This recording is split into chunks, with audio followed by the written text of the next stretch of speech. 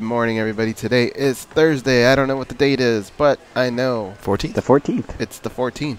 This is MMAjunkie Radio's pre-show, the show before the show. I am Goz. That is Dan Tom. Dan E is over in New York, and Gorgeous George is in Costa Mesa. How's everybody doing? Here. Coming up 30. Good. I mean, not as good as George, who can just walk to the beach after every show. Don't remind me. Oh, did you go to that? I guess you are like right by there, huh? Is that the beach you went to? I went to Corona Del Mar, so it's not really a walk, but it's a quick drive. All right, guys, coming up. Stand by.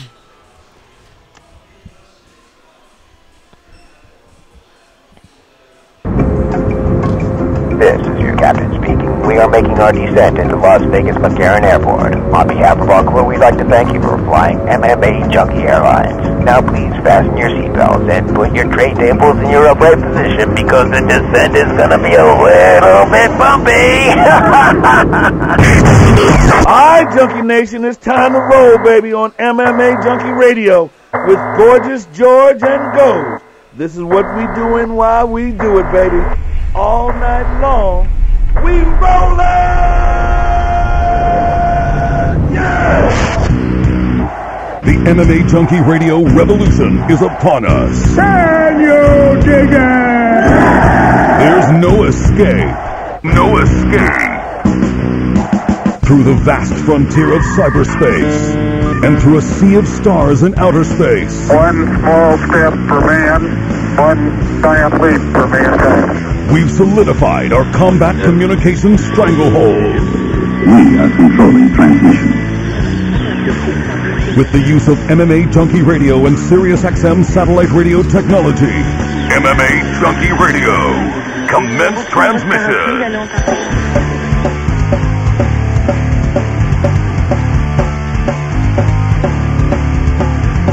Live from MMAjunkie Radio HQ in the fight capital of the world, Las Vegas, Nevada. Here are your hosts, Gorgeous George and Goz. From the fight capital of the world, inside the beautiful Mandalay Bay Racing Sportsbook and the KOCI studios in Costa Mesa, you're listening to the MMAjunkie Radio Show. What's up, Goz? Danny. I'm George. Hey, explain yourself. What the hell just happened? What happened? This is what I'm picturing. Is you started the intro, here's what happened. and a panda walked into the room. And you said, "Wait a minute, what's a panda doing here?" And then you just went with it. No. Here's what happened. Right before the show, I noticed that the headphones were loud, so I lowered my headphones. Then when I started talking, I thought I was off, so I kind of waved at Mike Boyle, but he was looking down. But then I noticed that my audio is up, so I go, "Oh, gotta keep talking." And by then I became flustered, and I was about as useful as the Saudi Arabia soccer team. God, they got this. Who lost 5-0 this morning? Yep, the opening of the World Cup was today. The host nation always has the first game, and they wall up to Saudi Arabia 5-0. It was actually pretty fun to watch up until about 2-0. I didn't know another 3 had scored as I was traveling to the KOCI studios in Costa Mesa. So that's what happened, Goz. I got flustered, but I just lowered my headphones so much that I thought I couldn't hear myself and the mic was off. You should have just blamed Mike Boyle. So much easier. I could have, but then tomorrow I show up and everything's locked and there's no George. But then I could just go to the beach. That's true. Both you guys have your shirts on. This studio today, right? is literally, yes, but I'm very casually dressed. This studio is like 10 minutes from the beach. So it's very, very convenient in that regard. Cute. Am I hosting alone here? Nothing to say, guys? About the beach? No, we're all jealous. I love the beach. That sounds awesome. There you go.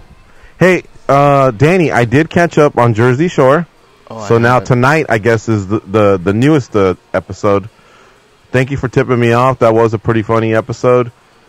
Poor Angelina. She kind of made so many strides to get back into the good graces of the cast. And let's just say some things may not have gone right. But, hey, you got to save some of that for those that haven't seen it. Because I know some people will bitch about spoilers, even though the episode's, a week old or so.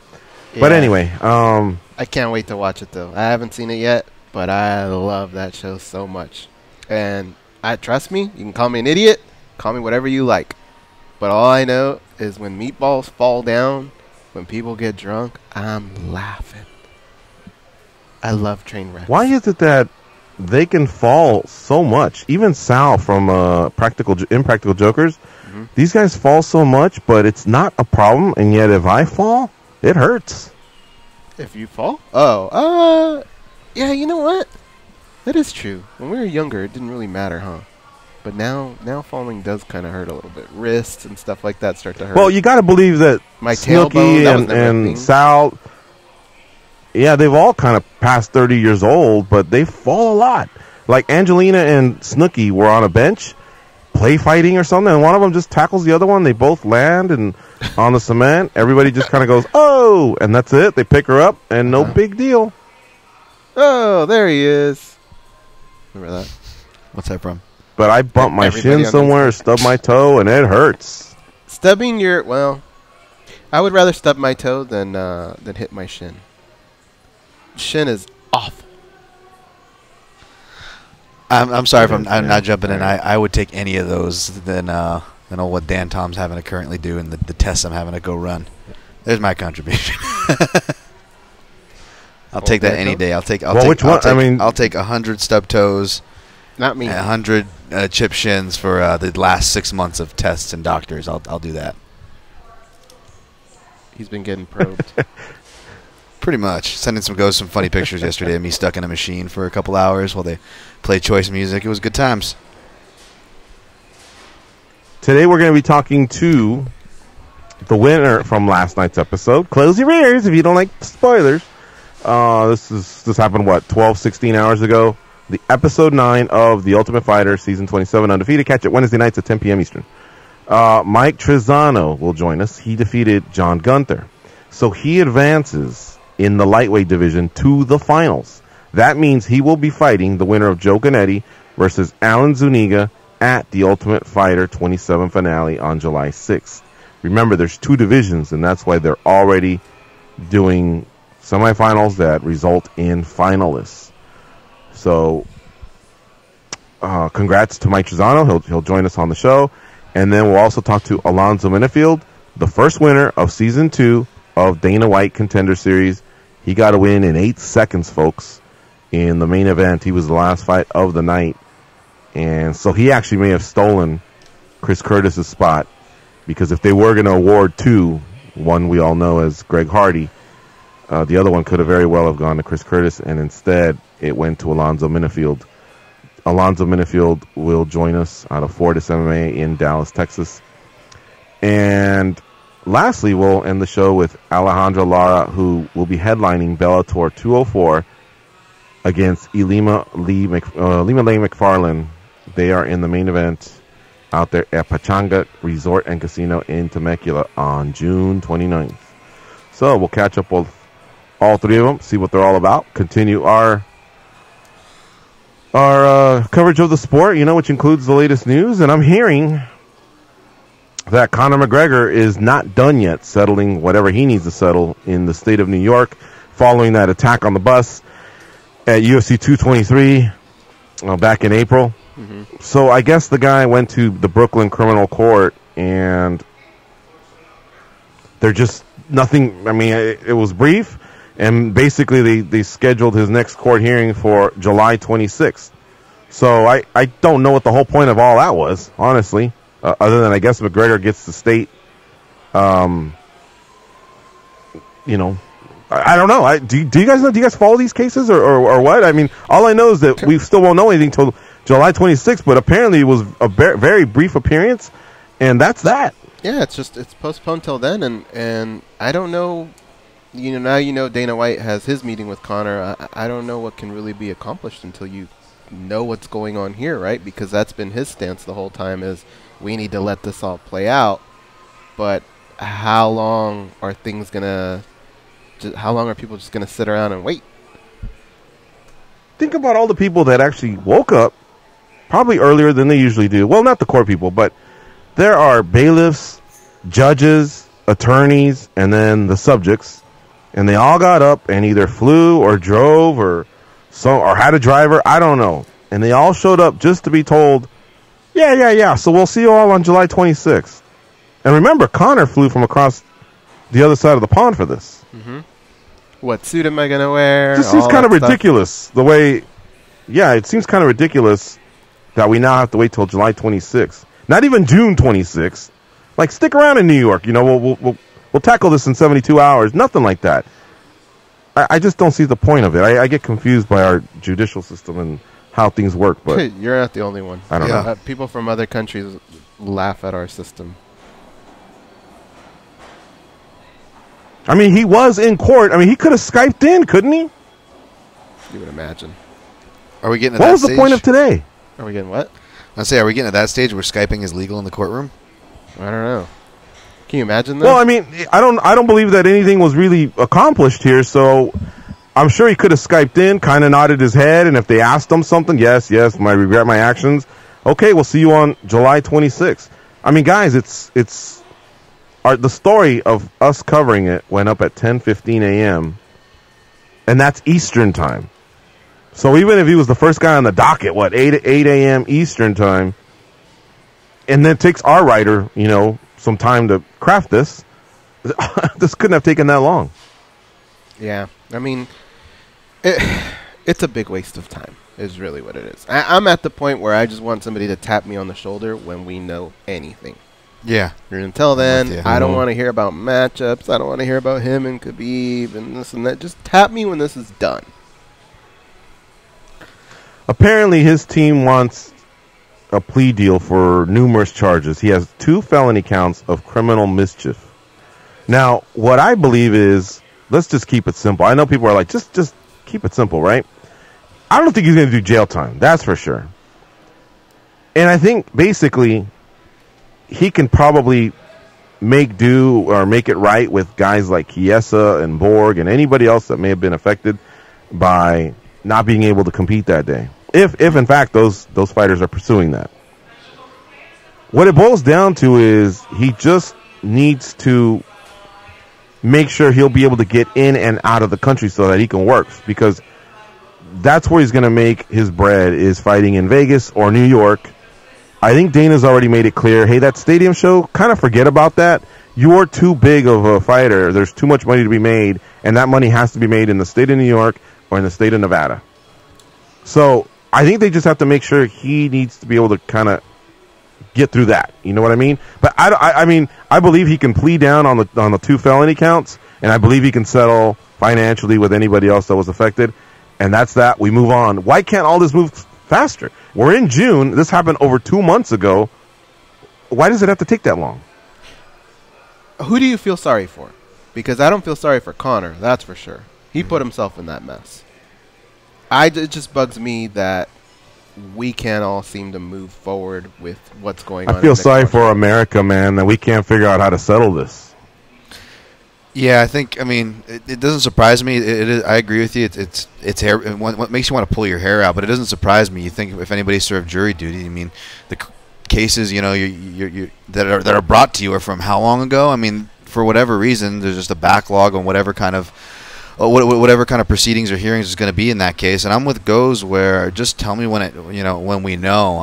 Obviously, we know that his lawyers are going to try to work down a plea deal to get it, down to as much of a slap of the wrist as possible. And as far as sympathy and feeling bad for, I think the only people that should be relevantly concerned is not even the UFC or Dana White. If they want to go to bat for Conor or try to book him as fast as possible on the return, that's their business, and they should be doing that. I feel bad for anybody in the relevant divisions who's waiting maybe for a money fight or a unification of a title. Yeah, obviously I'm talking about Khabib more than anybody in those cases, because Ramadan only lasts so long. Khabib's going to be ready to come back, and we're going to be faced with the same question again, which is going to bring us back to this topic of, okay, well then where is Conor? What is the process? And it's just I'm with Goes, man. Tell me when it's ready, and go ahead and book from there, UFC. Add the Diaz brothers to that list too. I don't want to hear anything about them. Just tap me when you know what they want to do.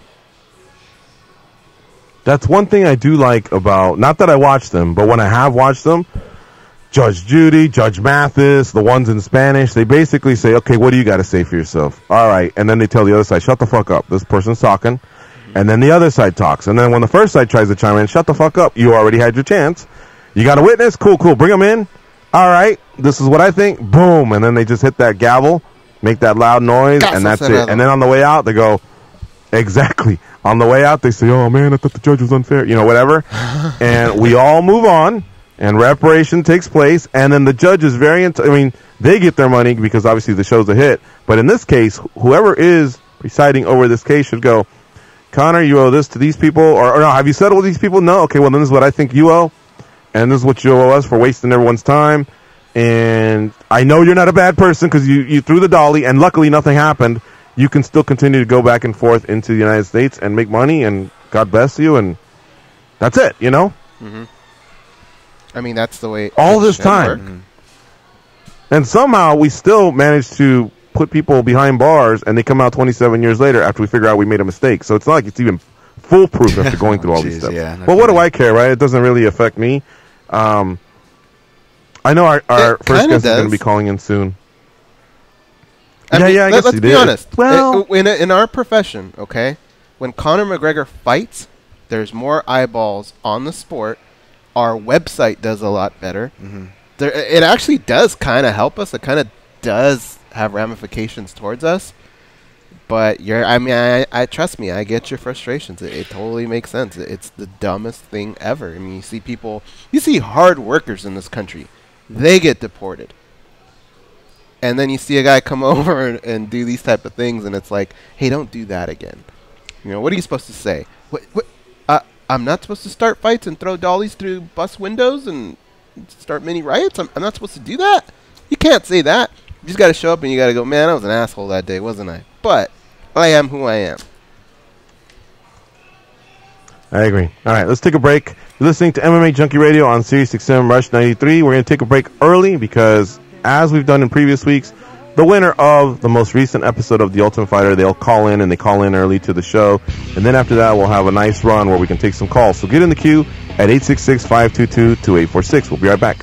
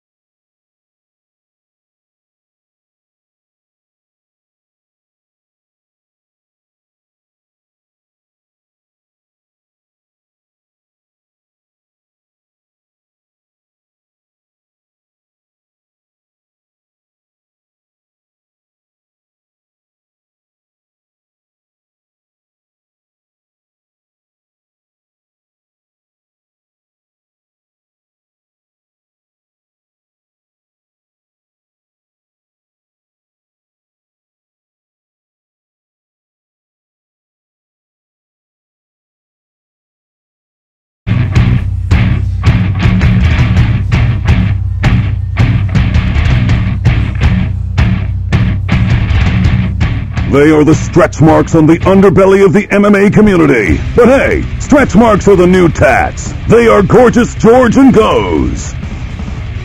SiriusXM listeners, I don't have a read today. So I'm going to give you my own personal read. Here are 3 of Gorgeous George's favorite channels on SiriusXM. Channel 88, NFL Radio. These guys bring it. So if you want to know a little bit about your teams, they're really starting to dive into the mini camps and things like that as we prepare for the 2018 season. Channel 86, man, it's the summer of LeBron. That's NBA Radio. They are covering every possible angle. Are they going to the 76ers, to the Lakers, to Boston? They're basically shooting down the silly rumors and the silly talk and kind of giving you what's realistic up and down all day. It's the summer of LeBron on 86, honestly. And then another one of my favorites is Channel 33. It's called First Wave. And basically it's a lot of 80s music. I'm an 80s kid, and so I'm a big fan of that channel. Richard Blade is constantly on that channel, and I believe he's actually, it's his channel. He's got a lot of the DJs that you all remember from back in the 80s. All right, let's get to our first guest of the day. His name is Michael Trizano. He got another win as he continues moving through the Ultimate Fighter Season 27, the undefeated season. He has now taken the next step to being the Ultimate Fighter by getting past the semifinal matchup on last night's episode over John Gunther. Trizano represents Team Miocic, so Team Miocic has some representation there in the finale. Now, these are lightweights, all right? He will face the winner of Joe Gannetti from Team Cormier versus Alan Zuniga from Team Miocic. We also have featherweights, and so this finale that's coming up will actually be, they'll have 2 finalists and 2 Ultimate Fighter winners. Remember, it's Wednesday nights at 10 p.m. Eastern on Fox Sports 1. Check it out. It's followed by Tough Talk. All right, let's talk to the Lone Wolf. What's up, Michael Trizano? Congratulations again on yet another win. Hey, man. Thank you so much. It's good to have you back here on MMAjunkie Radio, and here you are now a finalist. Kind of all the secrets are out. We can talk about everything. Yeah, seriously, I've been dying for this moment to finally just let it all out and let everybody know. It's been killing me. I guess we could talk about everything except who you'll be facing, but at least you know that you'll be fighting on in July, on July 6th, and it'll be part of International Fight Week, and you just got to be fired up. I mean, this is a great introduction into the sport, or into the UFC, sorry. Oh, yeah, absolutely. I mean, it couldn't have been a better week to have my first UFC fight, and I'm just super pumped, and all the hard work that I put into it's finally paying off. You know what kind of sucks, though? I mean, I know you all know this going into it, but I hate that they call these exhibitions because you wound up going the 3 rounds, and so it doesn't count on your record. But, the one thing about the season that we can all say is everyone's undefeated, you know what I mean? And I don't know. It'd be nice. Sometimes I wish some of these fights, especially the ones where someone either wins 2 rounds to none or they do go the 3 rounds, that this counted on your professional record. Yeah, I mean, I'd be 8-0 now. At this point, if my 2 fights counted, but I mean, it is what it is. I don't really care about the record too much. Mm-hmm. All right. Team experience that I got. I'm sorry. Can you say that again? I said it doesn't take away from the experience that I got from those fights, so I'm still learning from them. By the way, how long did it... I mean, I know the filming took place, I think it was March, right? Or February or March or something like that. And yeah, it was something like I'm sure it was January to March. I'm sure it kind of sucked on the front where you were unplugged from family, friends, any type of communication. But I'm sure you probably got some of the best training that you've ever gotten done in your life. Maybe even some of the best rest that you've gotten, you know what I mean? Because we're so glued to all of our devices. Did it take you a while to recover from that when you came out of it? Was it a tough adjustment? Some people even compared it to being maybe behind bars. I don't know if that's excessive, but some people really feel like that, it messes with them mentally. No, it wasn't hard at all. I mean, I think some people just had a hard time being away from family, and it was hard being away from family and my girlfriend and everybody and not being able to talk to anyone, but it gave me the opportunity to really just solely focus on one thing, and that's fighting. And I really learned a lot from the experience. And for anyone else who was thinking about doing the Ultimate Fighter, I think it's an opportunity of a lifetime, and they should do it. Absolutely. What a 100%. turn!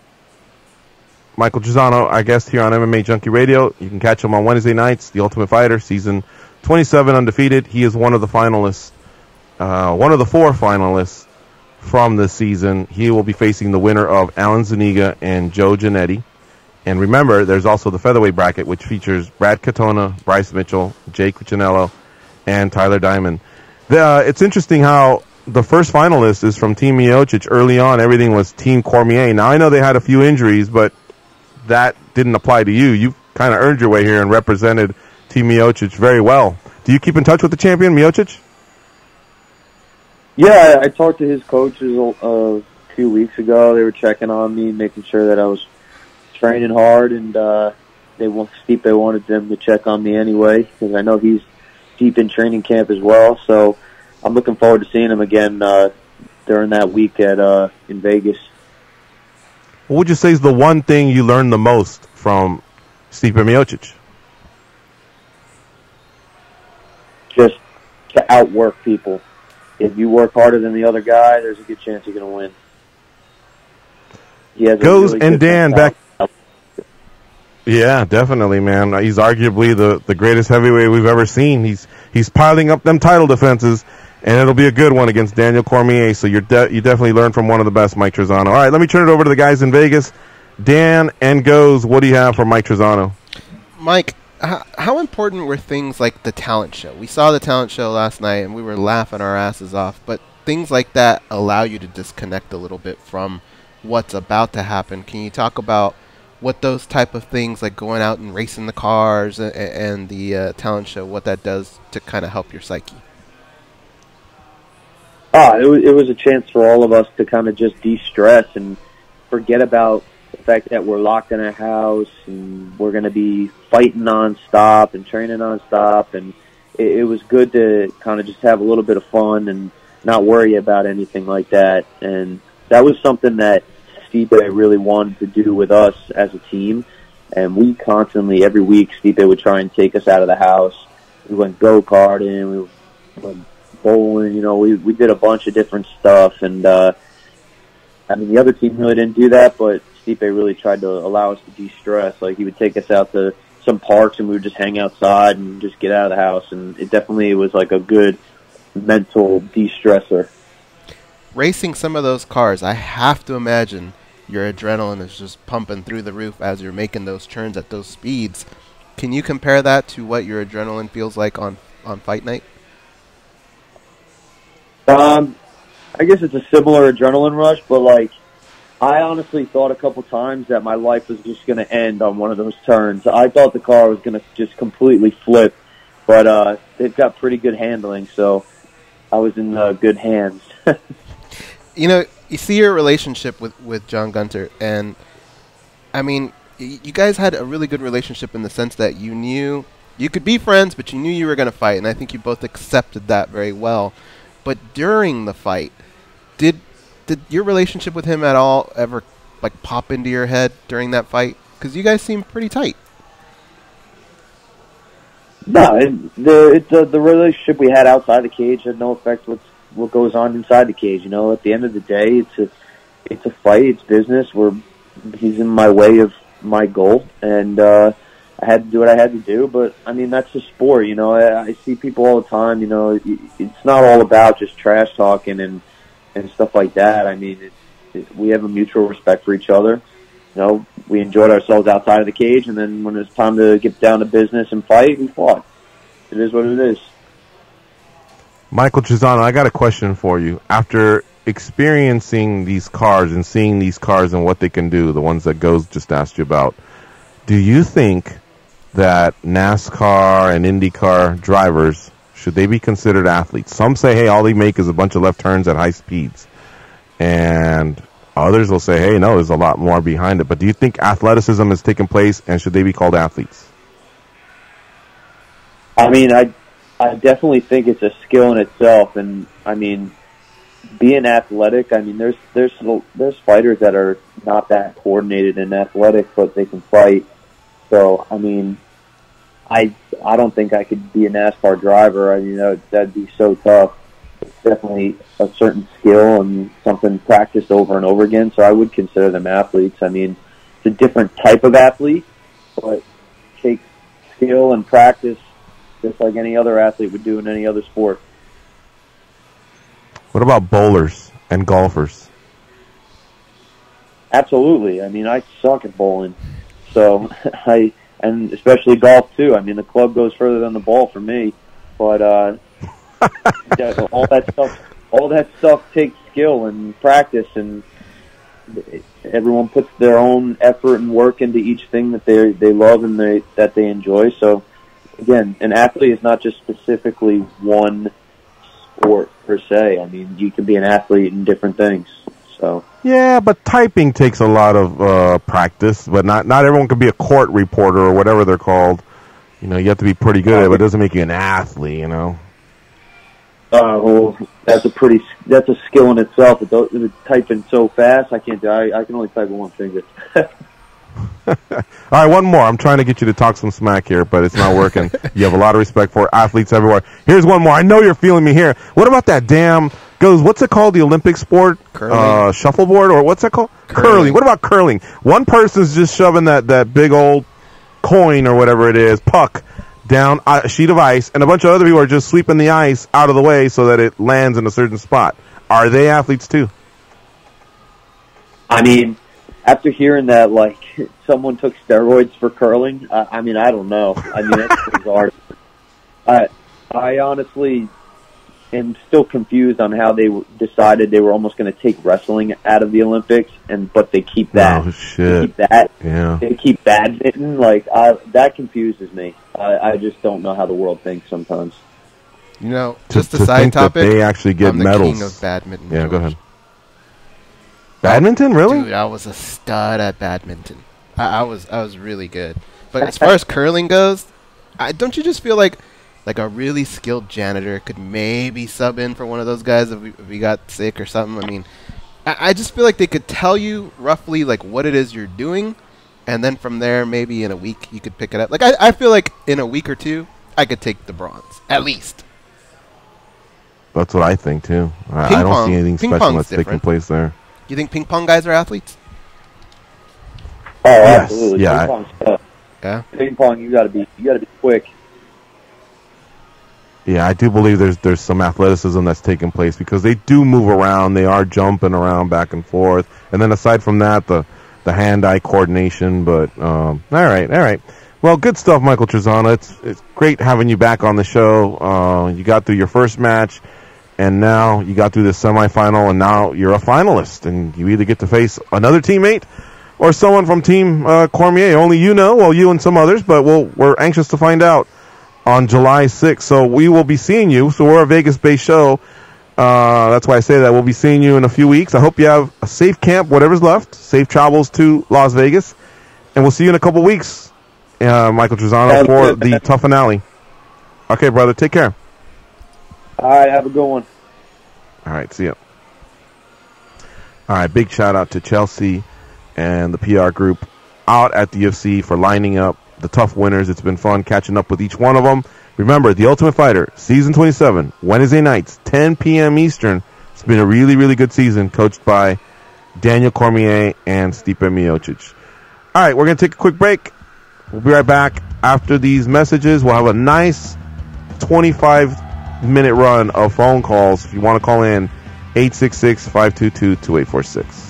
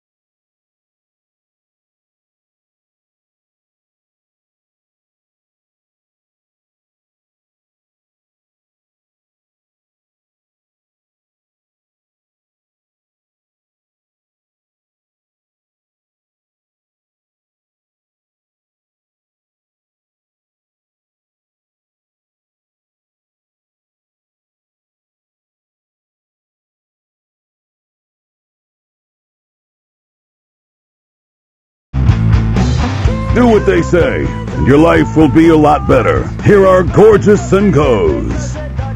You're listening to MMA Junkie Radio, live from the Race and Sportsbook at the Mandalay Bay Resort and Casino, where elegance and excitement meet on the Las Vegas Strip.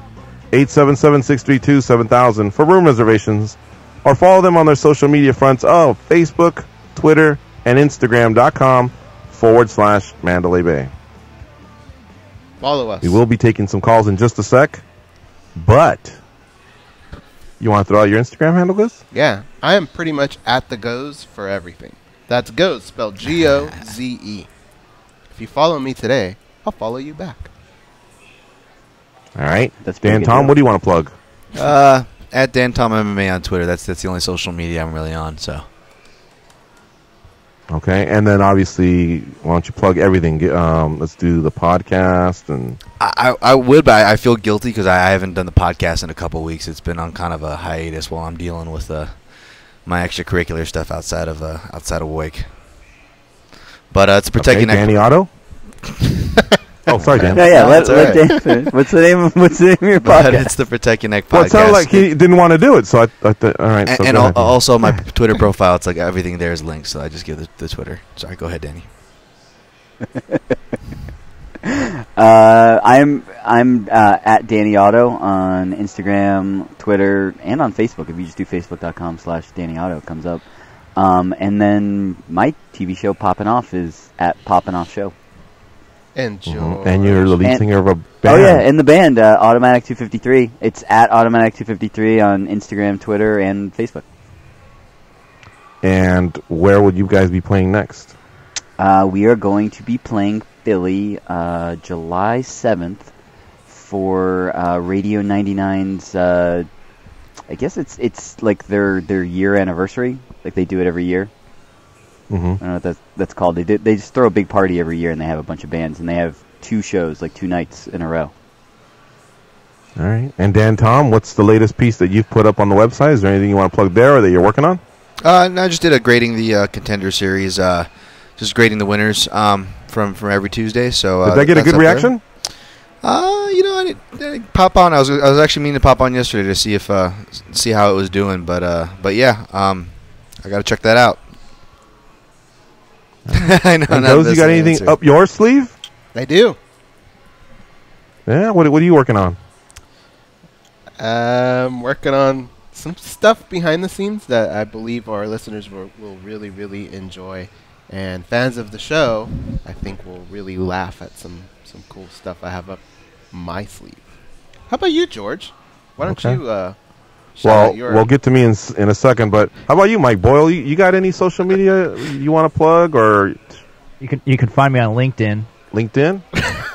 Nice. That's all I So got. are you looking for a job or what? No. Isn't that where people go for work? No, I don't do social networking. Nothing at all. No Facebook or any of that. No, I don't need This it. is why Mike Boyle's really happy. He rides his cruiser around and doesn't look at social media. I don't know. Huh. Yeah, kind of envious. I am a little bit, but I always get nervous when people say they're not on social media. I feel like maybe we could find them on the @wanted list. Who's he trying to hide from? An ex-girlfriend? What's going on, Mike Boyle? Every time somebody's not on social media, it has to do with an ex-girlfriend. Well, I've wife. always thought it's nobody's business to anyone who I know, and I don't need all my connections on LinkedIn's different. I mean, half those people I just added just to bring it's for business. Where'd you hide the bodies, Boyle? Okay, but check it out. What if in Facebook you had 100 friends and one of them happened to post, "Hey, does anybody know anybody that's got a sound engineer quality? I got a dream job, man, and I'm looking for someone that's solid, based in the OC area." That could possibly be you. That's where you reply and go, "I know a guy." You know what I mean? Yeah, I'll deal with LinkedIn. I just don't like Facebook. Never have. I mean, I tried it when it first came out, but just never liked it. What about Instagram? Check it out, man. I'll check out pictures cool cars, and stuff for hockey these and places stuff. I've been, I'll follow. But no, I don't. No, I don't need to put you don't want to draw attention? I don't need it. It just induces. I just don't like the narcissism about it. I don't need people in my life.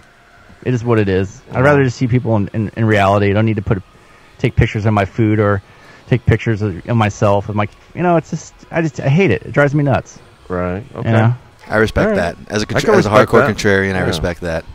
I kind of feel like a piece of shit. Mike Yeah. Boyle is our producer over here on the Costa Mesa side, so I've known him here for a few years.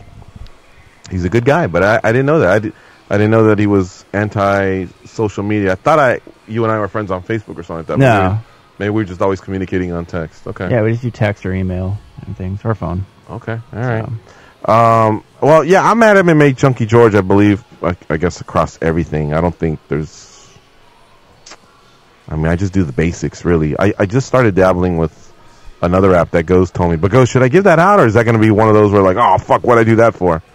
Like we regret with our phone numbers. I don't think so, because you don't have to. Yeah, you can give it out. The Marco Polo. It's called the Marco Polo app. I've been having fun connecting with a lot of my relatives Oh, I thought you meant across Grindr. the world. Yeah, Marco Polo, you don't want to. Is that what I hear going off in the background during the show? But now I'm just laughing because it sounded funny, but that sounds like a Tinder. Is that what Grindr is, or what's Grindr? Yeah, Grindr's like that. I think it's the gay Tinder. That was pretty good. Oh, is it? Oh, okay.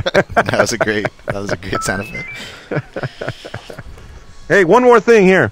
I would like to know, and I'm watching the Facebook chat room here.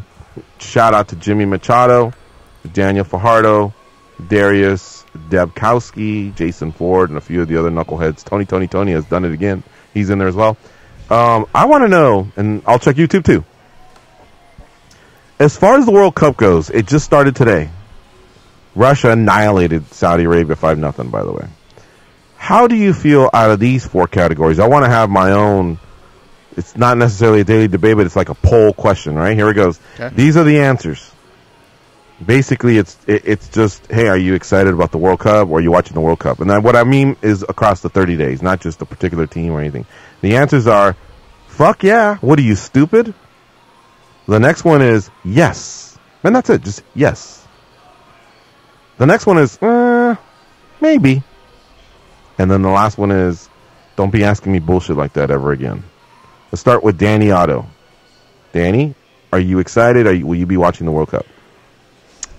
Well, I'm not like a diehard fan of soccer or anything like that, but if it's on... Never mind. This that fucking an never option? works. I swear to God. I had 4 options. I went through the whole thing of enunciating them and putting expression and personality into them, and Danny wants to give me a whole explanation of his personal feelings about the sport of soccer. All right, we'll try it again in the second hour. Thanks a lot, Danny. Give yourself that little failed arcade music. Good one. All right, let's go to the calls. Ben in New York. You gonna punch him up yourself if you're gonna be a jerk? Okay. Danny, this is just, I mean, you have done so many positive things for the show. Just take this slight negative, but please put in the caller, Ben from New York. Hey, what's up, guys? Hi. What's up, Ben? Not much. I had some thoughts on this whole Connor crap. Personally, I kind of see why the courts are dragging their butts. Because my wife's been going through workman's comp for like, I don't know, it seems like forever. It's been like 2 years, but it's like we get something figured out, and then it'll go along, and then something else will pop up. And they gotta go back to court and settle up stuff, and we think we're done, and then something else pops up. And it's like this ongoing process where if they could just settle this whole Conor thing in the UFC, just like, hey, personally I feel like he should just be suspended for like a year for this crap to make an example out of him, and fine him and give that money that they fine him to the fighter that didn't get the fight or whatever happened, and just be done with it. So, those are my thoughts. Okay, thanks for the call. Do you guys have issues? Let me tell you something. I think what it boils down to is this, guys. Our country spends too much time worrying about each other's feelings. If someone fucks up, someone that got appointed or whatever, or voted in, I don't know, just decide and we all move on. But when we get through all these fucking appeals and then on the other side of like, you got to be careful what you say and how you say it and everything. Oh, I just think it's a waste of time, honestly. Do you have an issue with retroactive could have been solved a long time ago. suspensions In other words, when you go back and let's just say 6 months later you make the decision, I'm going to suspend him for a year. But because 6 months have already passed, it's only 6 months. Do you guys have problems with that? Depending on the situation, I guess it's a case-by-case thing because there are some cases where I would like that to be an option. You know, I think it makes sense. I think part of being suspended and being in trouble is knowing you're in trouble. And True. Knowing Yeah, I agree. I feel like that the guilt that should come with that is part of the penalty.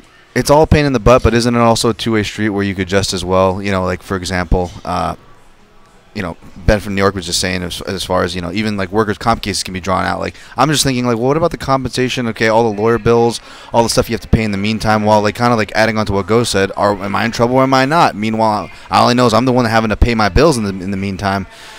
So that's something to think about. One thing that Ben did mention, guys, that I haven't really heard mentioned, and it's not that big of a deal.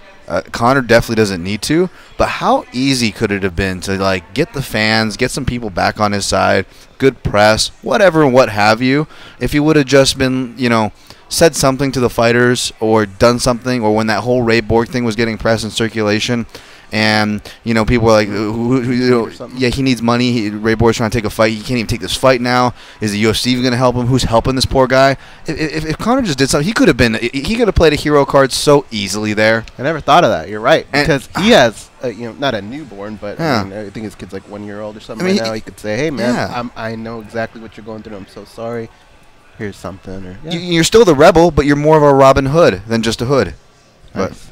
But yeah, as far as retroactive goes, you're right, but there shouldn't be a retroactive because I think it should all just get settled a lot quicker. Then you wouldn't have to go back and say, "Hey, time served," because you'd be doing it immediately. You know what I mean? That's how they do it in other countries, and I like the simplicity of it. Everyone just goes on with their lives. All right, so let's do Marco from Waco. What's up, Marco? Oh no, let's not do Marco from Waco. Back on hold, Marco. We gotta take a break, otherwise. Oh no, Danny, we're all good on breaks, right? Yeah. Marco from Waco, welcome back. Marco from Waco, bro. Yeah, you're bouncing around like a freaking basketball, bro. I appreciate that. Hey, I want to teach Dan how to plug your freaking media, your podcast, man. All right, but wait. Before we get to that, because I know what your meat and potatoes are, tell us how Chile's going to do in the World Cup. I know you've got strong projections for them. What are you looking forward to the most, Marco? Go! They aren't going to do shit because they didn't even make it. That's right. Did Argentina make it? See, I had your back, man. Yeah, it's all right. I'm rooting. I'm actually Can't come at the hosts like that. I'm rooting for Peru. So, Dan, this is the way it goes. Follow me at Maldo Marco. Follow my show at another MMA cast with produce DJ Tony, Pam from North Carolina, Chotan, and myself. We do This Week in MMA and the Smack Night Picks every week, man. That's how you plug something, brother. Do it! I like it. It's kind of brilliant what he did. We all know what he did. That was great. Brilliant. No, it was really good. I appreciate it. I appreciate that. Hey, so everybody's freaking out because of the freaking low numbers that are reported from UFC 225, man. The sky's falling. Oh, the UFC is in trouble, yada, yada, yada, yada. They just freaking signed a $300 million a year freaking contract with ESPN for the next 5 years. The sky ain't falling, man. I'm a little bit disappointed that the card didn't do too well because that card was a banger. I mean, there was a lot of net recognition, but it was only for the hardcores, man. We hardcores knew, the casuals didn't fucking know. So I am hoping that next year with ESPN, a lot of more fighters get more visibility, and then these cars start getting more attention. That's just my freaking thought. Peace out. Talk to you tomorrow. See you, Marco. All right, so the LA Times put out a report that the initial buy rate was below 150,000 buys for UFC 225. And that was according to an industry insider. Now, over the years, I think we've all been comfortable with whatever Dave Meltzer reports is pretty close to fact. So this doesn't come from from Dave Meltzer. Mm-hmm. And in the past, Kevin Aioli also was doing this for a while, and his numbers kind of were very similar to Dave Meltzer. So when he had spoken about it, a lot of people also took note. But this, again, comes from a report from the LA Times. A few websites have actually went out there and put it out, and that's what Marco's reacting, and I saw a lot of people reacting to that in the past 24 hours. If in fact it is true, then yeah, I agree with Marco. This fight was a banger, man. What happened? It had 2 title fights, and names like Holly Holm, who in the past, she's been tied to big money pay-per-views, Alistair Overeem, and CM Punk. Apparently, that's what Dana White was telling us. What happened? What could have happened? I don't know. But to answer that question, I think would take some time. So maybe we'll tackle that a little bit in the second hour. Unless, Goes, you think you have an idea you can cover here in 30 seconds or so. No, because, they did everything they could possibly do for that card. Think about how bad it would have been if Colby kept his mouth shut for the whole card. Yeah. That is a very, very low number. I agree. I really don't know how to react to it. But again, we'll try in the second hour to see if we can make some sense of it all. I know people have already started, vacation. But there was literally no NBA, no NHL finals. In fact, I don't even know that summer vacation season has started. I haven't seen people posting stuff like that just yet. I think kids are still finishing school and graduating, and everyone was around. They just weren't interested. Or I think Thursday or Wednesday was one of the last days of school. But not that was it? That would even. We got about 90 seconds. Let's talk to Rolly from California. What's up, Rolly? Hey, what's up, guys? How you guys doing? Good, and you? Good, man. That World Cup game, the first one was pretty nuts, man. Yeah, it was a beating.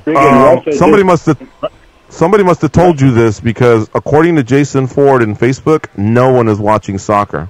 Even though the World Cup is watched by 1/4 of the world, no one's watching soccer. But go ahead, Rolly. Oh, but yeah, my question is to you guys.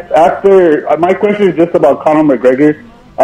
Let's just say, after the whole legal fees and everything, what do you think Conor McGregor should stand as who should the next opponent be after the whole melee of what he did and all that stuff? What do you say is a perfect opponent for him? Okay, thanks for the call, Rolly. Listen up, and we'll give you. I have a few ideas about that. I don't think it's as direct of a question as you might think it is, because he's no longer the champion at 155 pounds. He is the biggest draw in the UFC, but those fights have taken place technically at 170. So, and he's won another world title at 145. But I'll tell you what, we'll sort it all out when we come back. We'll also be talking to Alonzo Menifield and Alejandro Lara in the second hour. Stay close. It's the MMA Junkie Radio Show on Sirius XM Rush 93.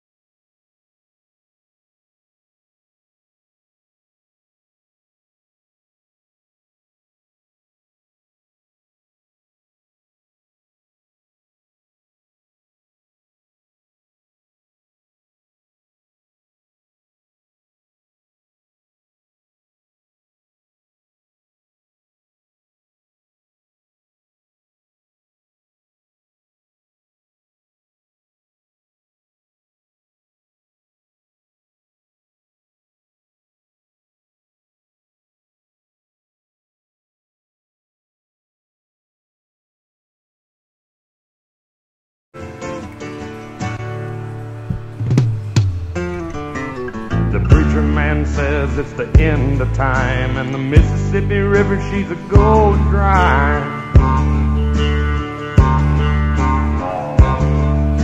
The interest is up and the stock market's down, and you're only getting mugged if you go downtown. I live back in the woods, you see, my woman and the kids and the dogs. Alonzo's there and ready to go. I got a shotgun, a rifle, and a four-wheel drive, and a country boy can survive. Country folks can survive. All right, here we go. It's the MMA Junkie Radio Show. This is Matt Hughes' song, right? Yep. Right, guys? Yeah, in a while, okay. huh? It has. He was out there at UFC 225, apparently. Dan Ige took that pick. That was referenced in our interview. He, along with BJ Penn, guess they were hanging out in the green room, and Dan Ige got a picture with both UFC legends and Hall of Famers. That's pretty cool. All right, so, yeah, it was a cool pick. Our next guest is Alonzo Menifield. On Twitter, at Alonzo Menifield, just like his name, ALONZOMENIFIELD. Alonzo is the first winner of the second season of The Ultimate Fighter. Of Dana White Contender Series. What am I saying? So he's one of two, because Greg Hardy technically did get a contract, but it's called a developmental contract, whereas Menifield, at any moment, you know, if he's healthy, which I think he is, he only fought for 8 seconds, he could be on an upcoming card. So that's huge for him. And he joins us now on the hotline. What's up, Alonzo? How you doing? Oh, doing fantastic. Thanks for having me. All right. Well, thanks for joining us here on MMA Junkie Radio. You're on with George, Goes, and Dan. And I was out there, I was there in Vegas to watch you fight, man. All 8 seconds. You went out there, you did work, and you were the last guy. So literally from the time you entered the cage to when you found out was probably, 20 minutes? I mean, it all happened so fast, whereas the first couple guys that fought, they had to kind of wait out a few hours, and they had to fight and exchange blood and sweat with the other guy. But for you, it all happened so quick. Yeah, definitely. It went super fast. I was actually shocked myself. But yeah, ultimately I was happy. You know, and I think this is kind of a little bit of a strategic game that the fighters are going to have to think about going forward. Like the first guy was Kevin Holland, and he went out there and I think he got 3 30-26 scores. He was talking up to the crowd, talking to his opponent, and he was actually entertaining at times, but it was also frustrating because he was clearly better than Will Santiago, his opponent, and he didn't put him away. And a lot of people noted, hey, wait a minute, don't forget, you got to win, but also impress, because you could win and still go home and not be a part of the UFC. And so him going first, he actually was the one that should have had the most urgency. You kind of had the advantage of by the time you went in there, you knew what you were up against, right? Yeah, I did have that, given that I was on the last show, too, so I knew exactly what was needed, as far as to get a contract. Right. Yeah, you knew that Chris Curtis had a nice kick to end Sean Lally's night, and then Greg Hardy obviously was out there doing stuff. Montel Jackson did get a finish, but he had some struggles with the eye pokes and the point deductions. But I really like that placing. I don't know what happens. I don't know if two fighters are chosen to be the main event on purpose, and then after that, if everybody else draws straws. But there's got to be an advantage to doing that show and being one of the last fighters. Who knows? Maybe I'm thinking through it too much, and you all are just worried about going out there and stomping somebody. You know what I mean? Right. Yeah, I hear that, about the Chris Curtis and all. I was like, if anything, the contract between him and Greg Hardy. And that's conversation. For me, I went out there and finished that guy quick. So I was like, in all fairness, I got him out of there in the first round. You sure did, man. I can't wait to see what's next for you. And, I mean, unless you broke your hand, you're healthy and ready to go, right? Yeah, I'm ready. I'm ready to go. Mm-hmm. So I am ready. No injuries already. Yeah. All right, and so tell us, you're 30 years old. How do you want to approach your UFC career? Like, do you want to fast track it, and are you ready for some big names out there and ready to do this, or do you want a gradual growth, grow your name so that when the time comes, everybody's familiar with who you are, and you're ready for some big fights? Especially when you start making some good dough. All right. Well, I'm ready for sure to get in there and fight the best, whether that's gradually or a big name. It doesn't really matter to me. My coach would assess, I guess, the competition, and then we would go, I guess, off of that.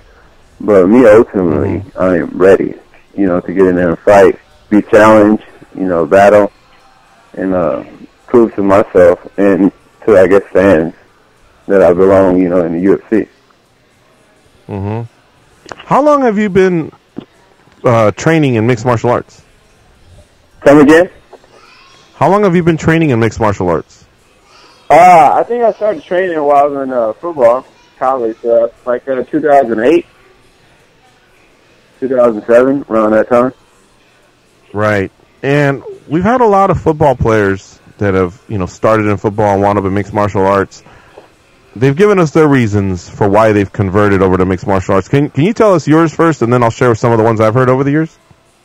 Oh, yeah. So I was playing football, I did arena, and that kind of made me, dislike football a lot. Then, we're doing the rulings. Basically, they protect the offensive player, not the defensive player. Because if you think about it, the two receiver or the one receiver comes out and they still can crack the outside linebacker, giving them a concussion. But, given that, I was like, all right, it's political. Given the NFL, you got to be this weight and this height. And, obviously I was good. I just said, I'm not going to go down a long journey trying to get in the NFL. I'm going to go and do MMA. And I remember Rampage, seeing him slam this dude at the Pride. I forgot his name. Ricardo Rona. I know. Ricardo Rona slammed him viciously. Boom! Right. And I was like, yeah, I like that sport. And that's pretty much how I was like, I'm going into that. Okay, so that's pretty similar. What we've heard from a lot of others is just, they prefer a sport where it's individual, it's you versus the other person, and you don't have to depend on others, pretty much. You know what I mean? Especially in football, there's 11 of you on one side of the field, 52 in a locker room, so you could have a great game offensively and defensively, but the kicker could cost you, or maybe a bad coaching decision or a ref decision. You know what I mean? So basketball, it's 5 with 12 overall. Baseball, same thing. Similar to football, but over here it's individual. And that's kind of what I used to hear the most out of football players that came over. But you kind of had a little bit of a different twist to it. But either way, it still all came back to you can control your athletic professional career. Yeah, definitely. It comes down to that I can control when it comes to MMA, and that's pretty cool, right? Yeah, especially if you can do what you did on Tuesday night, man. All of 8 seconds. I mean, I know that fighters probably go out, when someone says, hey, what's your prediction? Hey, I'm going to knock him out. I'm going to take him out quick. But do you ever really imagine 8 seconds? No, I didn't. We trained what he would do. But truth be told, man, I was back there warming up, and he was just rapping this one song, I Whoop Your Head, Boy, and I think it was by 50 Cent. And he was saying it loud, I guess, obviously, for me to hear it. And he was just extra loud hitting the pad. So I was just kind of a little angry. So coming out, I was like, I'm going to hit him as hard as I can with that 1-2, because I know he's going to throw a kick. And that's pretty much how I did. And then next thing you know, he was down. And him and I know, when I hit him, he kind of went out, and he came to, but he was definitely in clear land. And I just, it was over. Yeah, most definitely. And you've ended 5 of your fights in the first round. The ones you didn't ended in the second. I know people are probably always going to ask you this question. Hey, man, can you go 3 and go at that pace? Can you go 5? What's your cardio like in that regards? And I guess overall, do you even consider yourself a complete mixed martial artist, or is that still happening? I mean, I'm talking about wrestling, jiu-jitsu, and the other facets of MMA. Yeah, I mean, I practice all of it, for jiu-jitsu, wrestling, boxing, kickboxing. So I would consider myself a whole or complete. As far as the cardio, I'm always running. I do sprints, swim. I do it all. The problem I'm having is that I haven't been pushed yet. So as soon as that happens, we get in there and I fight, and someone's like on that equal level, then you probably see something even greater. That's my prediction. Hey, I'm anxious to see it. All right, let me turn it over to the guys in Vegas. Goes and Dan, what do you have for Alonzo? Alonzo, when you heard your opponent playing that song, did you counter with a song of your own?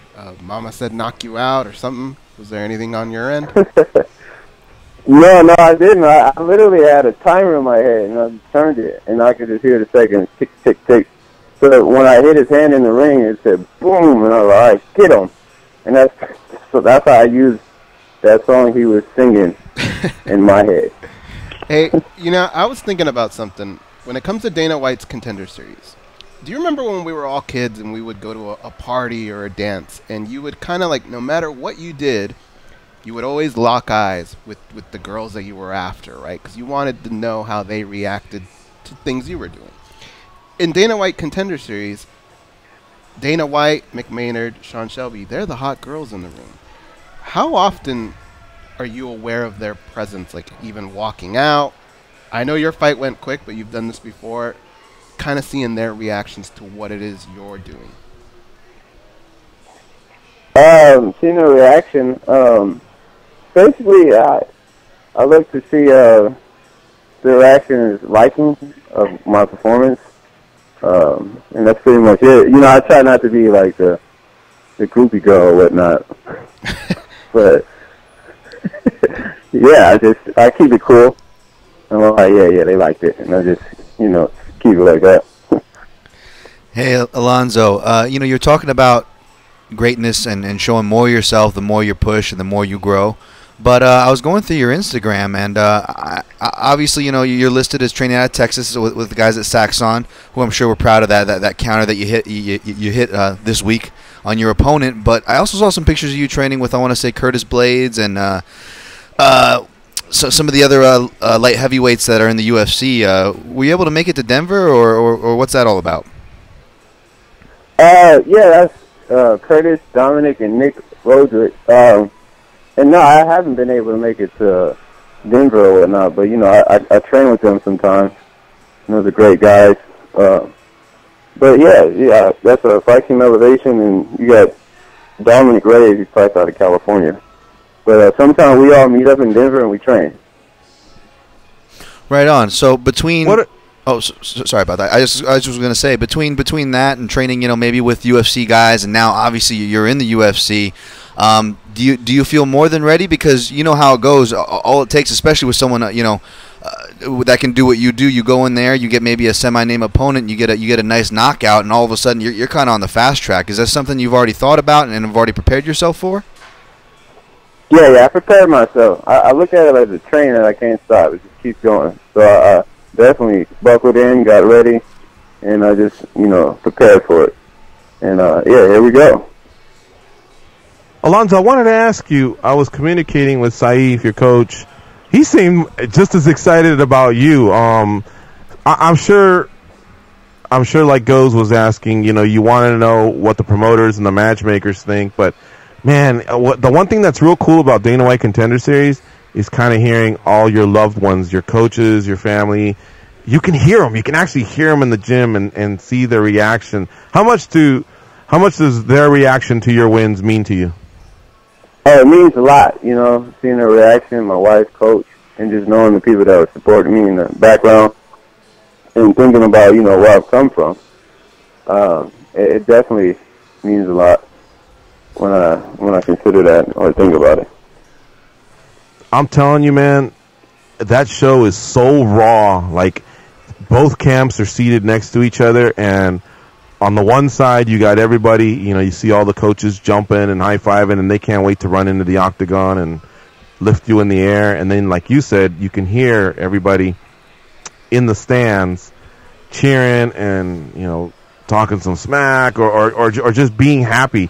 And then on the other side, you see the disappointment, of the ones that it didn't go their way. But, I mean, you would agree. I know you've been in there, but isn't it kind of like one of the most raw shows out there, Dana White Contender Series? You've now been a part of two of them. I love it. how do you feel overall, aside from being a competitor, about that show? I feel like the show is awesome, and I think it does bring out whoever has the kill switch or not in the fighters for people to see. And then, seeing the winning side, and then the losing side is like right next to each other. It's pretty surreal, but then it's like relieving because you won. Well, for me, and it just overall it's a great experience. Do you get nervous before your fights, by the way, or has at least the big stage of football and other athletics kind of prepared you for this? Yeah, football definitely prepared me, given the nature of that. But I noticed like my corners or people around me are more nervous than me. I don't know if you would call it nervous, but whatever it is. But me, I just get ready for battle, and I just think about the tap, and it goes over and over and over and over. And I think to my cornerman, it may come off as me being nervous, but I obviously get that feeling like, okay, you don't want anything embarrassing to happen or whatever, bad. But it's like as soon as I get in there, it's like, all right, cool, I'm ready, and I'm super amped, and I'm just pumped to fight. That's pretty much how it always is. Mm-hmm. All right, 2 more questions. I hope you're okay on time. We really appreciate your time this morning / afternoon where you're at. Dan was asking you about your numerous training partners that sometimes you guys get together, and he brought up Saxon Muay Thai. What other gyms do you train at in Dallas, Texas? Because I've always felt like Texas as a whole state, I think is going to start flourishing soon. I know there's good stuff happening down in Houston with Derek Lewis, but in Dallas in particular, outside of Johnny Hendricks, what I'm hearing a lot about is Fortis MMA, and I believe you do training there too. Yeah, I train at Fortis MMA. They call it Hot Fortis MMA. And those some solid guys over there, man. I'm talking about solid. We got in my division, Kennedy, who is from Nigeria. He's up and coming, and then Ryan Spain. And then we got Charles Burry, which Jeffrey, Geoff Neal. Right. Yeah, and those guys they're solid. With Rashad Colton. Does it take a while for the gym to start having confidence in the program, that the coaches lay out, or in the coaches themselves, or in their training partners? Because I feel like once a gym's clicking, it can become unstoppable. But for a while, I guess until someone takes the lead, or maybe there's a fighter that reaches great heights, and then there's 2 or 3 right behind him or her or whatever, that's all of a sudden when the gym takes the next step. Is that where you guys feel like you're at with Fortis? Like you guys are getting ready to blow up, or you guys are blowing up? Yeah, Coach, Saif is basically a engine, steam moving machine. I mean, he kind of opened it up already, just moving forward with his already goals and his great ambition. So pretty much they already feel like they're a legend in there already. So we just trying to like prove it and let the world know, that's what it is. Right. And that's pretty much how it is. It's full out forward, man. It's grind session in there. I mean, it's work. I love it, man, because I'll tell you what, I feel like I'm seeing a shift in the generations of our sport. As I was sitting there, I was seeing, a couple new faces around, with judging, couple new referees, a lot of new managers and coaches, and I really like that about Dana White Contender Series, but I kind of just noticed that about the sport in general. A lot of the stars that kind of came up through the era after Liddell and Ortiz and Couture, which then was followed by Penn and GSP and Anderson. It's like now we're getting a new shift, so I think it's really, really refreshing, and it'll be interesting to see who becomes a star. But what you did on Tuesday night, I mean, that's what gets people's attention, man. So kudos to you. You're definitely on the map. Thank you. I really, really appreciate that. Alonzo, thanks very much for joining us here on the program. Cannot wait to see who you're paired up against. Welcome to the UFC, and hopefully we can talk to you soon again. Okay, cool, man. Thank you for having me. All right, take care. We'll see you. Oh, yeah. Take care. Bye-bye. See ya. Man, how calm does that dude sound, huh, guys? Yeah. He's 7-0. They're all finishes. 5 of them in the first round, 2 in the second round. I mean, he literally put someone, put him unconscious almost in 8 seconds, and he's just like, all right, happy Thursday, like he's just gonna go have an ice cream right now. You know what I mean? So very, very interesting to see how someone can just turn it on like that. I mean, they're violent when they need to be, because that's their job, and then they're cool as a cucumber when they're just chatting about the sport. I was just thinking throughout that whole interview of just how different I am from a lot of these fighters, because when I watched Ricardo Arona get slammed by Rampage Jackson like that, all I could think about was like how happy I was that I was short and fat and didn't have to get into something, like have to do that. Like, he's going towards it. I was trying to get the fuck away from it. I couldn't believe, like, do you remember what that sounded like when he hit the canvas? It was like, Jesus. Mm-hmm. And this guy, he's running towards that. And you can even think of that sometimes. He's like, that sounds like fun. Yeah. Like, when it comes to the military, there's a lot of people that they run towards those type of things, and they have that certain passion, that the balls sometimes to do things like that. Remember, there's certain people that just run away from it, and it's just so different that we're all humans, but we all think differently. Well, I'll run to it too, except with my camera phone yelling WinStar. I've always loved that type of stuff, but I ain't getting into it. You know what I mean? I'm trying to. What'd I say? WorldStar. WinStar. Did I say WinStar? WinStar. What is WinStar? WinStar. WinStar. It's a new website. It's a new website. Dude, you need to start doing that now. WinStar. WinStar. Automatic doors navigation. I think what stuck with me right now WinStar. is Bellator. Bellator's at the WinStar Casino, right? Yeah. Often? Yeah, I think that stuck with me. WorldStar is what I meant to say. George, you need to open up But that yeah, Twitter WinStar. account. At WinStar. T-shirt? At WinStar Beatdowns or something like that. Okay, so when people when people say, all right, what's the difference between WinStar and WorldStar? What do I say? What's WinStar? WinStar is just, I think, things that Junkie Nation witnesses, maybe. So you post a video, you just go WinStar, baby. WinStar player. All right. Thank you to Saif Saud for lining that one up. Nabi gets the assist as well from the UFC. Really, really cool to talk to Alonzo Menifield. But you guys know what I'm saying, right? There's a shift happening in our sport, and I'm really, really excited about it. I mean, these heroes of ours, these great fighters that have entertained us for years, they just can't do it forever. This year alone, I mean, if it holds up, Vitor Belfort's probably done with the sport. Michael Bisping's done with the sport. Ronda Rousey, by being inducted, even though she hasn't officially announced it, I believe she's done with the sport, because the UFC's kind of been trying to say, hey, you need to be done for at least a year, but if you are, then that's it. So maybe she'll officially say the R word at the Hall of Fame ceremony. But, a lot of the fighters that just came in through the next wave, they're starting to exit. Rashad Evans, I can't help but think that he may have had his last fight as well. It's happening, guys. I'm looking at the board way it is here at Mandalay Bay, and you look at the first name, Daniel Cormier. He's closer to on his way out than he is arriving.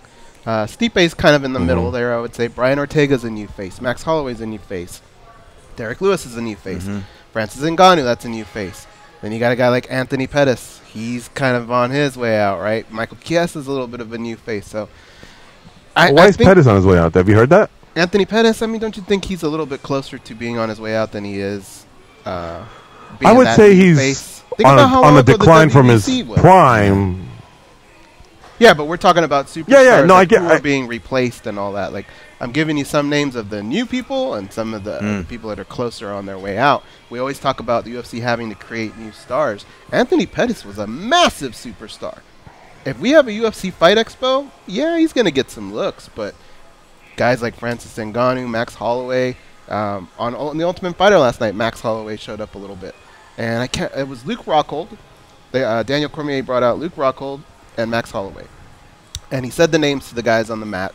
And as soon as he said Luke Rockhold, it was a little bit of like, oh, okay, cool. And then when he said Max Holloway, everybody kind of went, what? I mean, there's just been a change in the dynamic of how who stars are now as compared to who they were even a year ago, dude. It's crazy. The sport is insane. Well, you even touched on Derek Lewis, and remember, he actually didn't he half-ass retire about a year ago? Yeah. And then he kind of said, "I'm just bullshitting." So and then Chris Curtis, he said he was retired right after his fight on Tuesday night at the Contender Series, at the Dana White Contender Series. They don't like it when you just call it Contender Series. So at the Dana White Contender Series, but now Sam Alvey, his coach, friend, and mentor, was telling us, give him a few days, he may come out of that. But the sport definitely takes some wacky turns. We should take a break, and let's do that right now. Now's a good time. You're listening to MMA Junkie Radio on Sirius XM Rush 93. Stay close, we'll be right back.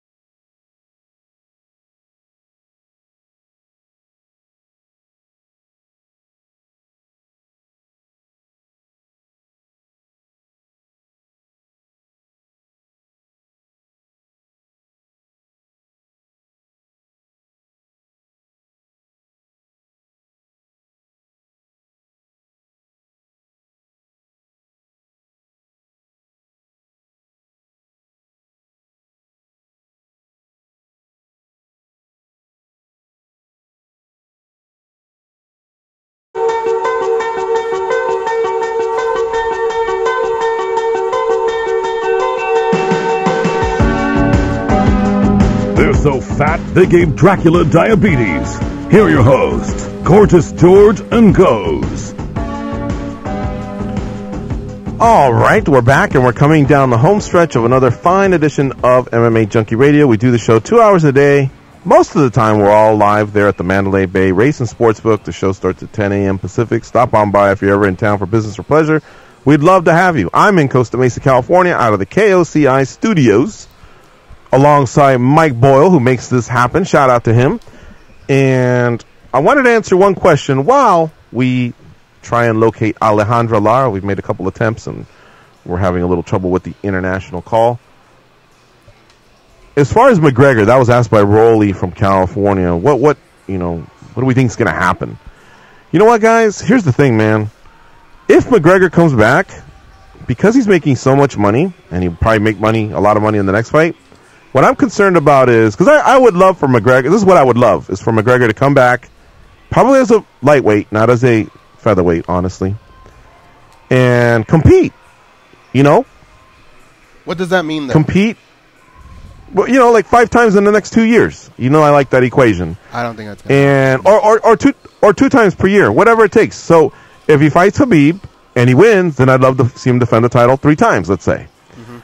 Mm-hmm.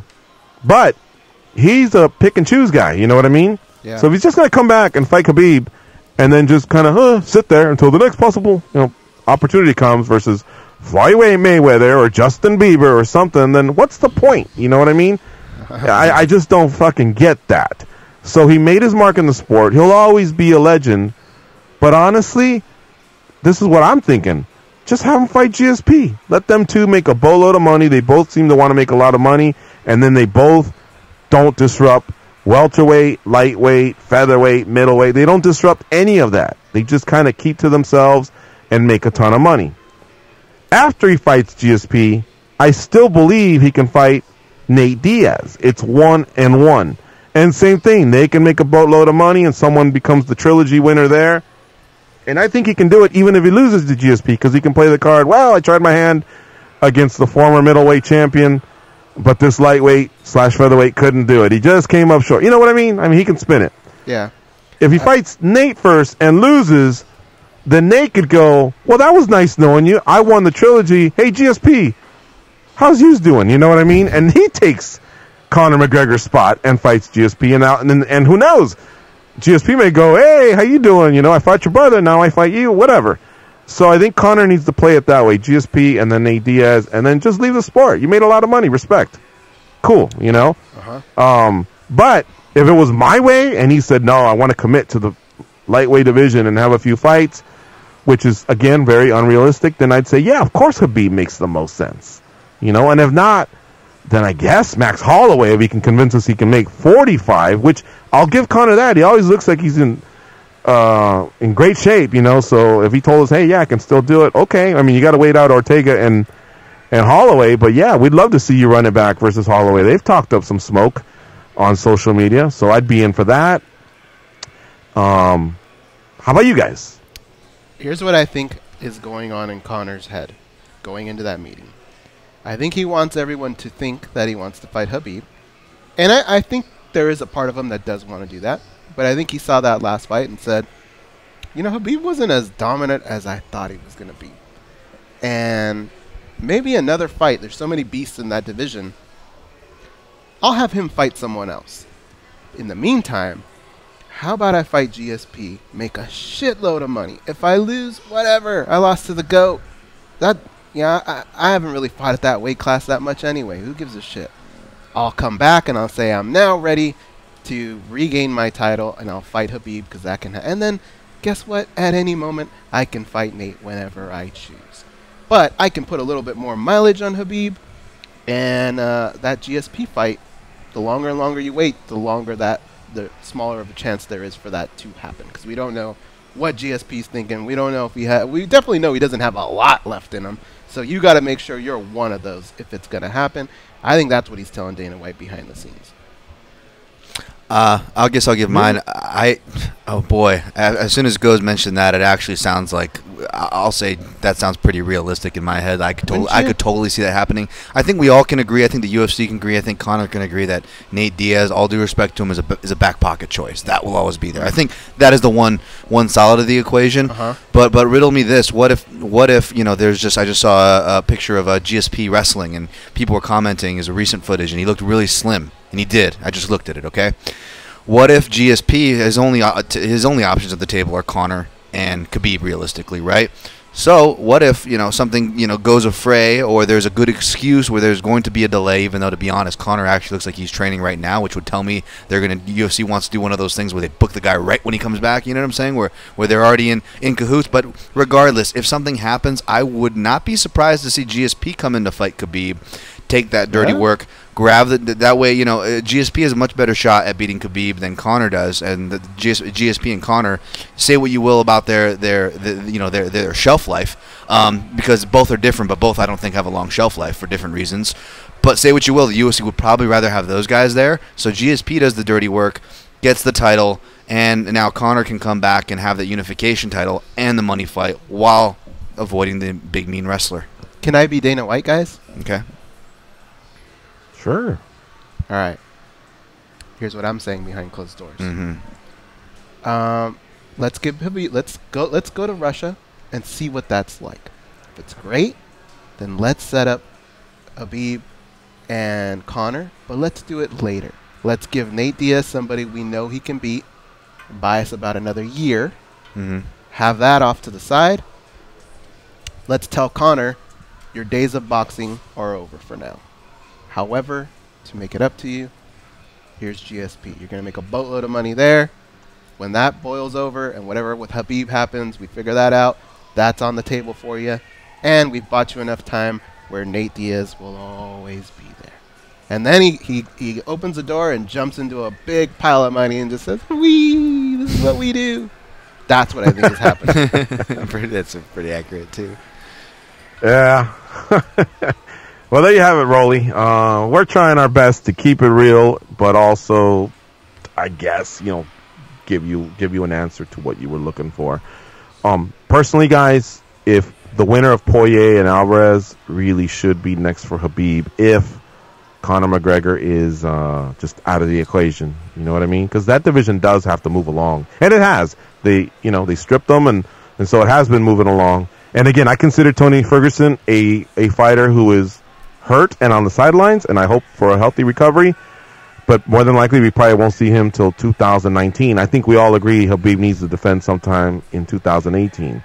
Now, Kevin Lee, a favorite of the show, one of the favorites of the show, got himself back in the mix. But I still believe he trails the other guys, because the other guys, their most recent loss is still a ways away, whereas Kevin just recently fought for the interim belt.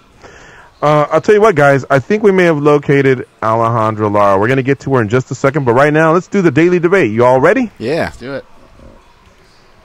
All right. Here goes. Here's the question for today. If and when John Jones returns, which division would you like to see him in? Two choices. Very simple. So simple, even producer Danny Okers won't goof up the answer. Heavyweight or light heavyweight? Go. Heavyweight. I like him at heavyweight because... Why? I like him at heavyweight because I feel like if he comes back at light heavyweight, it now becomes a job again, where he could potentially have to go for a title run, have to defend, have to be available. And how are you going to set up another Daniel Cormier fight at 205? I just don't know that people are going to want to buy this again. At heavyweight, you have all these new possibilities, and he just basically becomes a Ronin, right? He's a mercenary. He comes in, and whatever makes sense, you give it to him. And I think it would be fun, and I think we would all have a feeling of this is more of a competitive matchup now at heavyweight, depending on who they give him. As where he just seems so invincible at light heavyweight that I don't know that it would generate the money that the UFC thinks it would. So my pick, heavyweight. Boy, from starting off the conversations, as far as the weight classes go, from what happened in featherweight with, Conor to lightweight to, GSP middleweight, welterweight now having an interim. there's too many belts, there's too many champions who are the rightful champions, but yet they're not fighting in their division, or they're not fighting the right people. I think we've seen so much of that. I think heavyweight certainly has the more fun matchups for John Jones, but because of the climate and what we've seen, I will cast my vote for light heavyweight for some order. We need the best fighter holding the belt in that division, and then if he wants to go up to heavyweight, I'm obviously for that, but I would like to see him return to light heavyweight. Yeah, about 3 times on today's show, Goes made good points. And I remember saying, good job, Goes, good point, Goes. But not this time. He came up a little short. And I'll tell you why. Because he wants to send him to heavyweight. And that's where Daniel Cormier could be king of the hill in just a few weeks. Remember, Goes, he fights Stipe Miocic. If he wins at heavyweight, that's his last fight. I'll grant you that. All right? You're right. And he could go down as the GOAT if he does pull that off. But if he doesn't, he's sitting there, and now we got, you're right, the drama of Cormier and Jones. And will Cormier turn that down? I don't know. But here's the thing. With Cormier moving up, and if he stays up or if he retires, I don't know. I just feel like light heavyweight has very little talent. The cupboards are bare. And so that's where I think John Jones could return and probably just dominate at least for a year or two, and then decide if he wants to end his career as a heavyweight. But I feel like with Cormier leaving and moving to heavyweight, I just think that opens things up for Jones. I too, Goes, am kind of done about hearing about Jones and Cormier. As much as I'd love to see a third fight at some point, I just don't think I'm ready for it, especially coming off of whenever Jones is ready to return.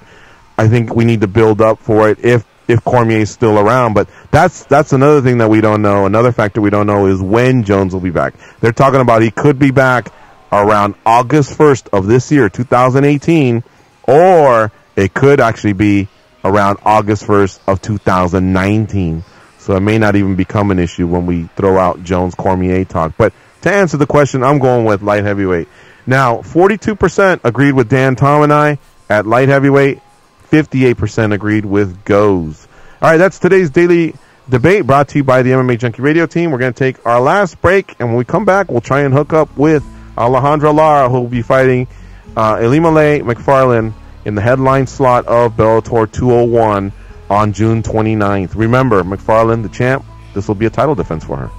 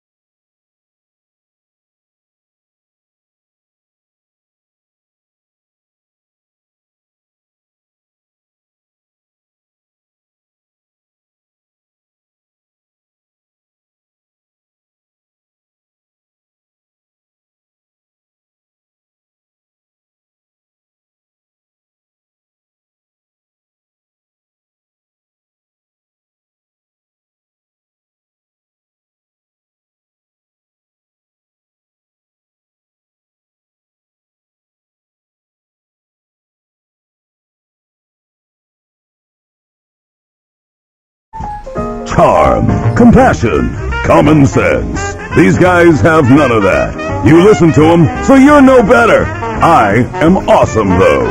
They are Gorgeous George and Goes.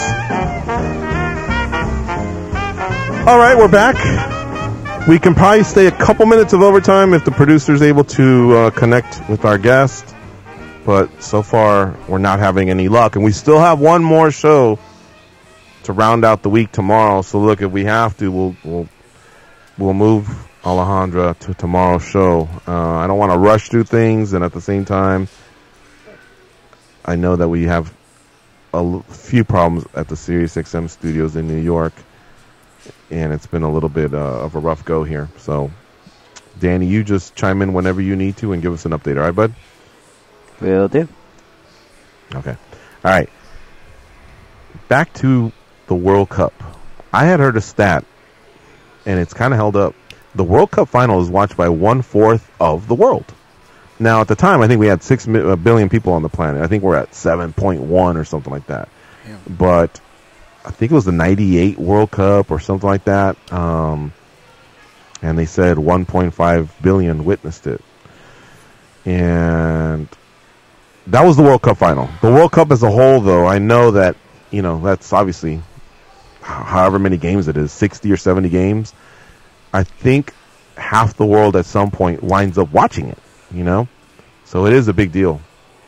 A lot of people watch it. And let's try it one more time to end the show. Here are your choices. Fuck yeah. What are you, stupid? The next one is yes. The next one is maybe. And the last one is don't be asking me bullshit like that. Dan, Tom, are you going to be watching the World Cup? You excited? Don't be asking me bullshit like that. Because I can't give my explanation. That's my answer. Yes, but I also want to know if you're stupid. Michael Boyle? Yeah. Danny Otto? Maybe. He didn't even say the part. It was supposed to be, maybe. I'm doing things for you right now. One day, we're gonna have a big movie. All right, I'm gonna hit it big, and I'm gonna invest millions in a movie. And if somebody suggests, "Hey, get Danny Otto a part in the movie," I'm gonna say no, can't do it. The guy just can't get his lines straight. Oh, we're playing. It would have to be one of those cameos where, it'd have to be a cameo where he just kind of waves and shows us the blue hair or whatever. But we could not give him a speaking part. Wow.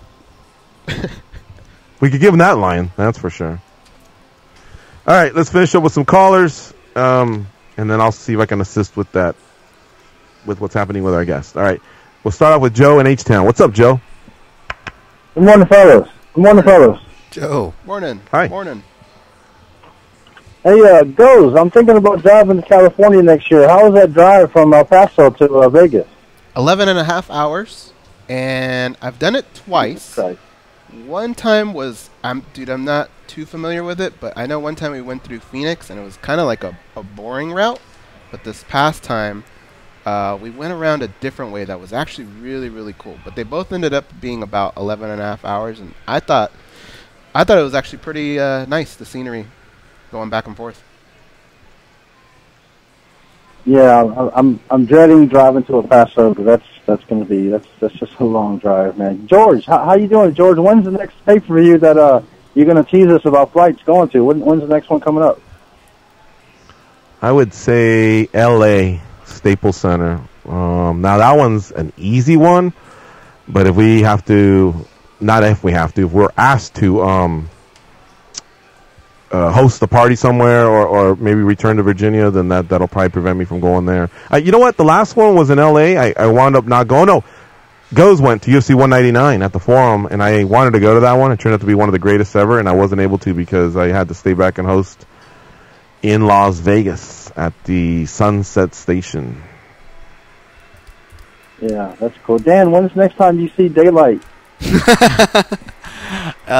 It's funny. I was watching my dog this morning. He was just chilling out in the sun, enjoying the backyard. I just moved into a new place, and I was like, you know what?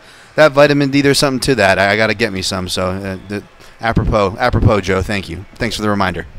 Hey, man, a couple of things, man, if I can, man. I don't understand. The roast is over? Tournament. What's that? I said the roast is over. Now we're going to get to the call. Hey, you can cut me off whenever you want, sir. I'm going for Belgium, by the way. Lukaku was my favorite player since watching Everton. So I'm going to go with that since he plays with them. A World Cup contribution. I like it. And Belgium's a good choice because it's not an obvious choice, but it's a choice of... they're 10-1. They got really, really good players. Yeah. All right. Yeah. What else is up, Joe?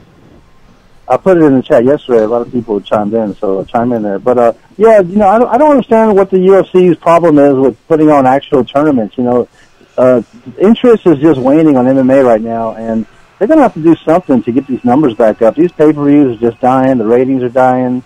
They're about to go to ESPN, and, you know, they're going to, you know, bomb over there. They're going to have to do something, man. But I just think that tweet or that talk of that mini tournament at lightweight between, you know, Khabib, Conor, and the other two guys, that sparked up some interest. And I just don't understand, like, hey, man, let's put on a tournament. And whether it decides the champion, whether it decides number one contender, you know, let's put a tournament on in any of these weight classes and you know, get some interest. You know what I'm saying?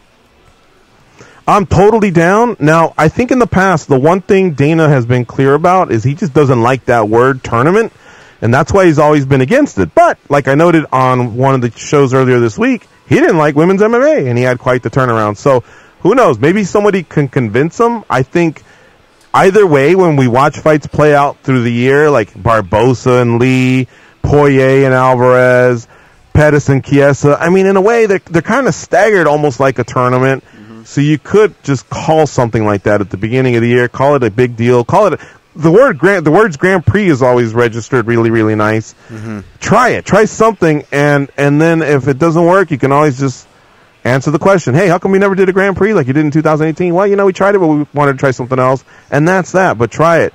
If those numbers are right about UFC 225, I think that definitely should shake things up. Thanks for the call, Joe. We got to get one more in. Let's finish up with Dan in Oregon. What's up, Dan? I got to back 100% what Joe was just talking about, because I'm looking at bantamweight could use a fucking tournament right now, or Grand Prix. I think that would be like the number one way to launch the 165-pound division would be that way.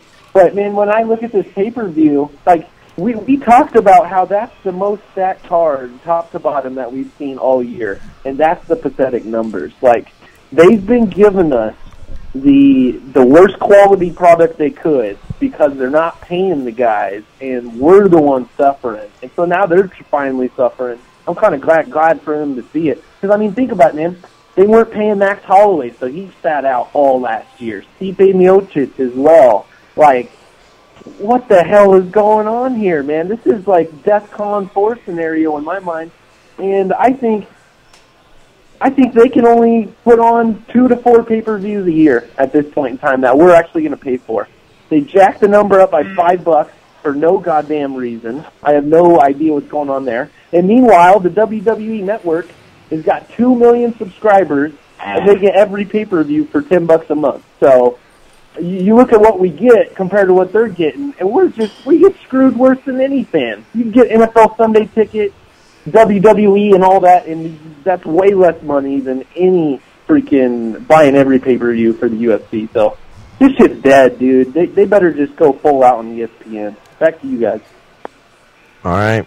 Well, okay, now Dan brought something up that I did hear a lot, not just in our, the Facebook pages and stuff like that, was the number of $65. It's not like from 60 to 65 was that big of a difference in people's financials. It's a cup of coffee, right?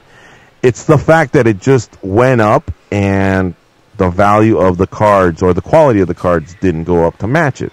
Now, I think we can say UFC 225. I don't think anybody had a problem with that. That's alarming, right? But the previous cards before that, I think some of us were saying, hey, I'm skipping this one, and that's what it was, because anyone that can afford $60 can afford the 65. It was just the turnoff of that continues to go up while the quality of some cards wasn't. Now, again, the UFC turned it up huge with the one in Brooklyn. That just fell apart at the end. 225 was serious talent there. The one in Brazil, didn't like it. The one in Vegas coming up is going to be insane. But the one at Staples, it needs to start picking up, because on the heels of 226 and 225, they need 2 or 3 more quality fights. So that's something the UFC definitely has to take note of. I want to thank our guests for today, Alonzo Menifield and Michael Trizano. Tomorrow, I believe we will be joined by Alejandro Lara, who is going to be fighting Ilima Lei McFarland. We weren't able to connect today. We apologize. And Go's been doing some booking as well. It looks like tomorrow we'll be joined by Ramsey Nijam, who will be fighting at PFL 2. And we'll have a couple more guests headed your way. For Danny and Dan and Goes, I'm George. Oh, and Michael Boyle as well. I'm George out of Costa Mesa. Going to go chill out at the beach. The rest of you go out there and be champions. You see it once, you'll never be